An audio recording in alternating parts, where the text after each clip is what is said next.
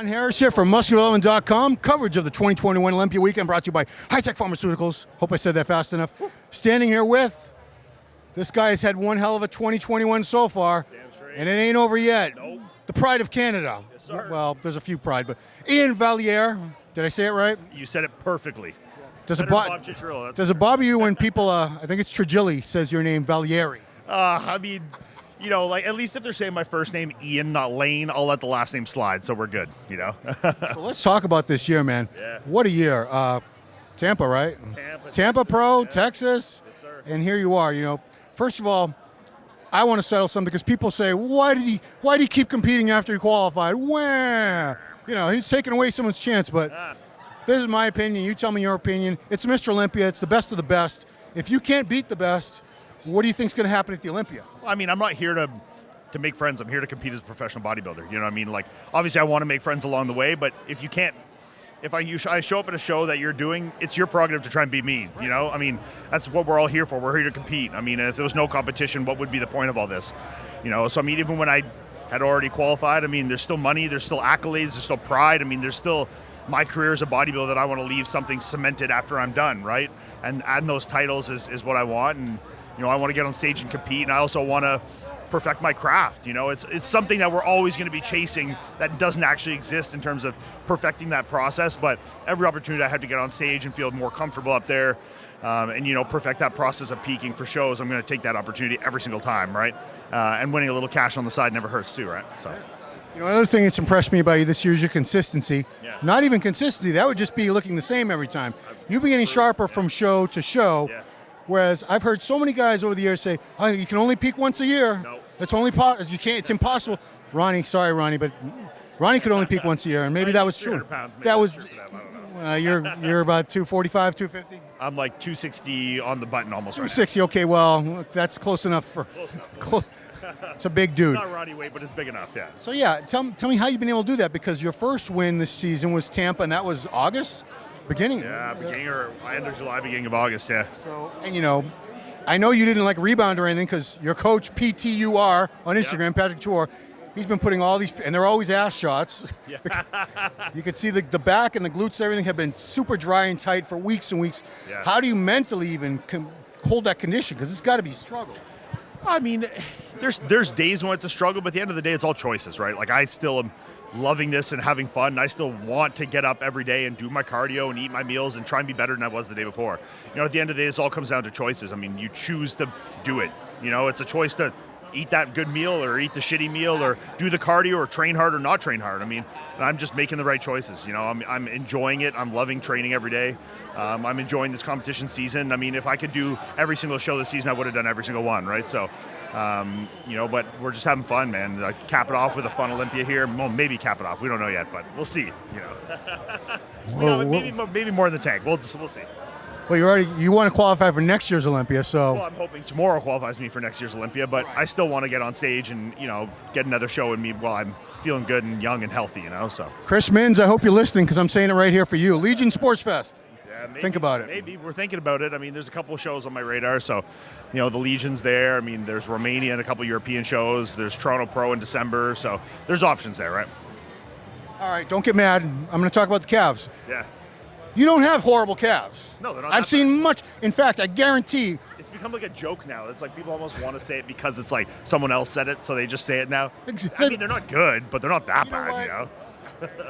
So few people have great calves. It's like, Yeah. I could name them on like one hand. Steve Kuklo and Ben Bukulski, your standard for calves, were all fucked, you know? Exactly. So, and I guarantee you all these people talking about your calves on the social behind their keyboards, I guarantee you none of them have calves. Did you purposely stand up on your calves in the Arnold Classic routine? yes. To show people you did have some development in A little bit. I knew someone would snap some pictures of them looking okay, and then at least we could start to like kill that narrative slowly over the years, you know. But I think this will be one of those ones that's just like a joke that even if I get, you know, 22-inch Steve calves, it'll still be a joke that I have no fucking calves. So, you know, it's whatever, you know. But you know what? Look, I look at it at this point. A year ago it was my back, and the year before that it was my chest. And if we're at the point we're picking calves now, fuck, I'll take it. You know, I mean, shit. And I said it in my, you turned pro at like 210 pounds or something ridiculous, Yeah, right? it's 217, 214 or something like that. Good Lord, you put on so much good mass since then. You've yeah. kept the midsection small. You just turned 30. Yeah.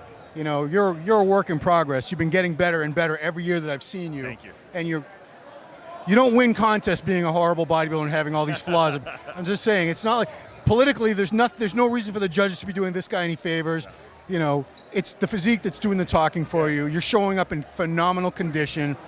That's what it's all about. So I just want to commend you for being able to shut out all that negative noise, because, man, you get a lot of hate. No, you have a lot of great fans too, don't get me wrong, but Yeah. I see it both ways. Yeah, I mean, look, the better I've done, the more people there are going to be like that. I mean, even when Chris won his first Olympia, and Chris is like probably the most liked guy in the industry, he still had 50% of the people saying that Brown should have won that first Olympia with someone with a way smaller fan base. So I mean, there's always going to be a variance of opinions. That's what the sport is based off of. It's based off subjectivity. It's an opinion to a point, you know. But at the end of the day, I mean, I trust the judges. I trust their opinions. I trust their standpoint. It's not even that I trust it. It's all I care about. You know, I'm here to compete as a bodybuilder, and I'm, you know, if it was they tell me this is the way you score touchdowns, well, I'm going to do what they tell me to score touchdowns. I'm not going to like do what doesn't score me touchdowns. You know, so you know, I take what critiques I need to be a better bodybuilder, and I instill them every single time I get on stage, and it's made me a more successful bodybuilder because of it. I mean, it's really very black and white. You know, I mean, you don't need to love my physique. You don't need to love me. I mean, you don't need to like anything. But I mean, at the end of the day, the judges are picking me for a reason. You know, there's something they're seeing, whether you see it or not, is your a prerogative, right?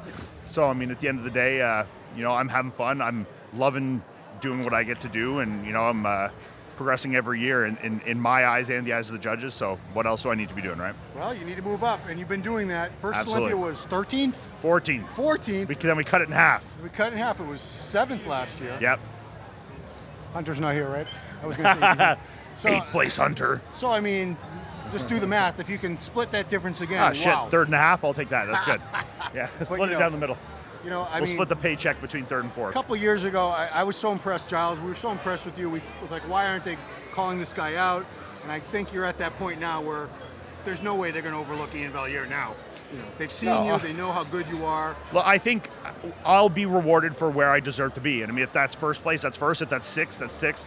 I mean, I've controlled all the variables I can control going to the show. I mean, you know, we've worked, you know, me and my buddy Julian have worked tirelessly on posing, because I know that was absolutely the biggest thing I could have improved after the Arnold. Yeah. You know, a lot of my front shots, I was getting off my quads, my back shots, we can still be displaying more there. You know, so that was something we can absolutely control in 2 weeks. So why lose, you know, points on that? You know, you watch someone like Nick at the Arnold, he hit a front double and stood there like a stone statue, and he could have stood there for what seemed like 6 weeks, you know? And I see that and I'm like, well, I need to be doing this. And, you know, a physique is something you can only change so much. And obviously I'm aiming to bring my best tomorrow, which I know I will, absolutely.